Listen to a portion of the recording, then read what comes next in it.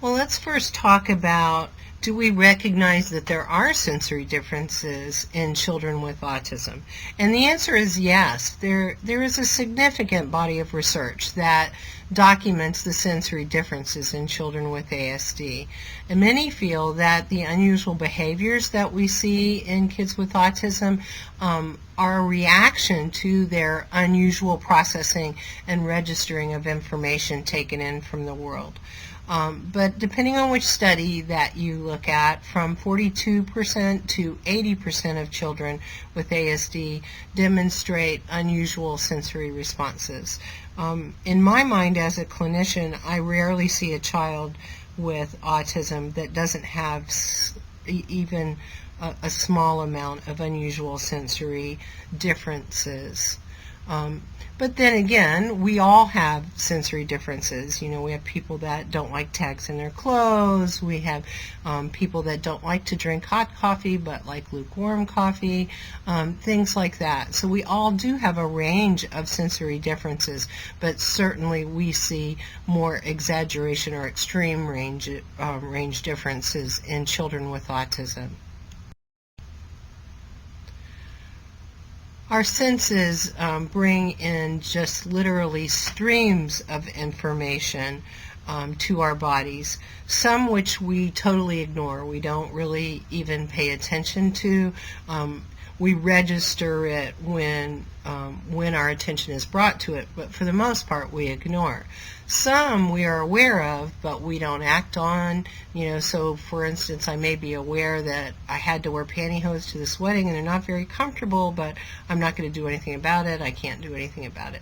And then some demand our immediate attention, such as if we placed our finger on a hot burner and we had to pull it back. But it goes without saying, though, that we cannot be reactive to everything that comes to our senses. So much of the modulation of this stream of information is unconscious, while others come out to the conscious nature that need attention or need action. And this information is used to modulate our behavior with the world. So when we think about sensory stimuli and children who react differently to it, we think about individuals with high thresholds and low thresholds. Although I don't want you to think that children are all one or the other. I certainly have seen children who seek a lot of stimulation in one area and not in another, and even children who within one part of a day may show me both. But this gives us a good way to look at what's happening. Someone with a high threshold needs intensive stimuli before their brain recognizes it exists. And that is the child who maybe never even realizes he or she gets hurt, or really needs a lot of spice in their food before they like the taste of it. So they have a very high threshold. They need intensive stimuli before it's registered. A good example is when you go to the dentist and they numb your mouth for some reason or another. As it's coming out of that numb state, you recognize that you're not getting enough information about that part of your body, and the tendency is for you to really push on it with your tongue to get more intensive recognition of that part of your body. So these people are sensation seekers because their brain's not giving them enough information, so they're seeking out. And then we have low threshold, and that means that even a small bit of information is registered in the too much category.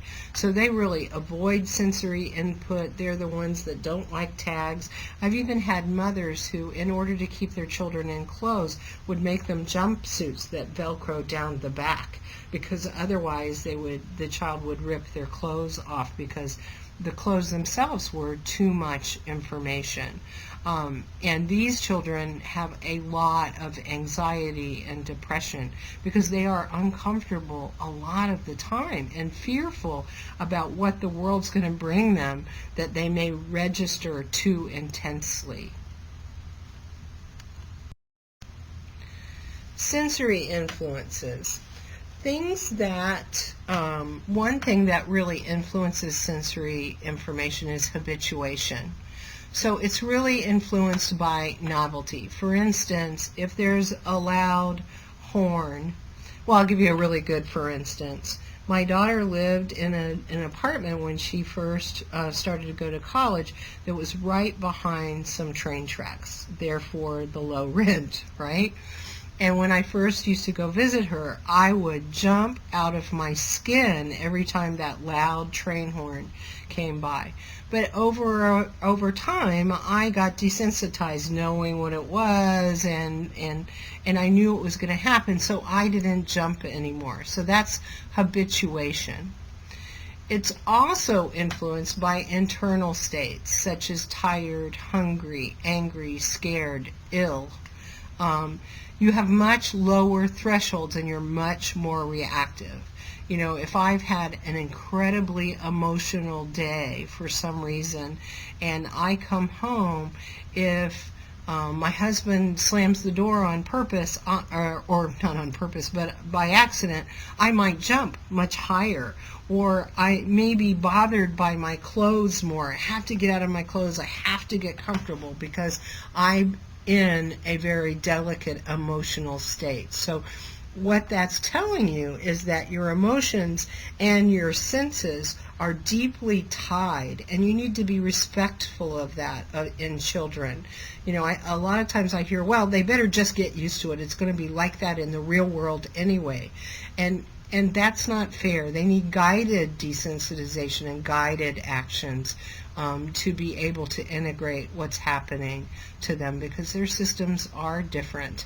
And our internal states, our emotions are tied to sensory influences. So sensory processing is, in effect, we get this stream of information and our brain uses it.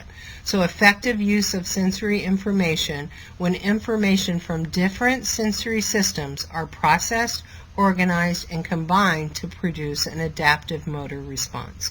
So immediately I realized that I didn't put my hand all the way into the oven mitt, and that part of my hand is getting burned, and I pull it right away before it gets too burned.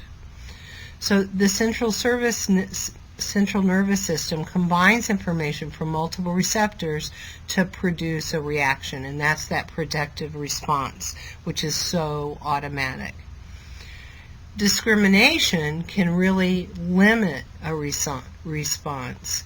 So if I know, for instance, I have this growth on the bottom of my foot that makes it hard to walk. It feels like I have a rock on the bottom of my foot all the time.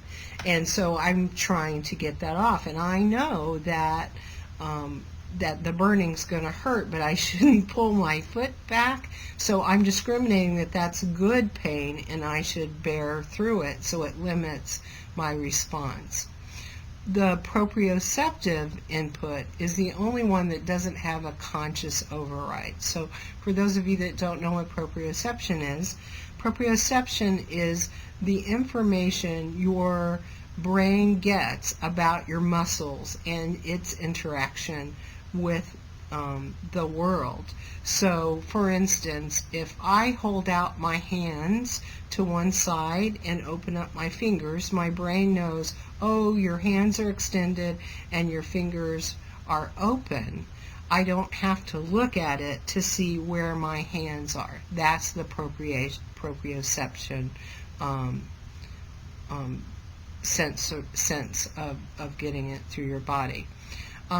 So the central nervous system has to be working properly in an integrated fashion.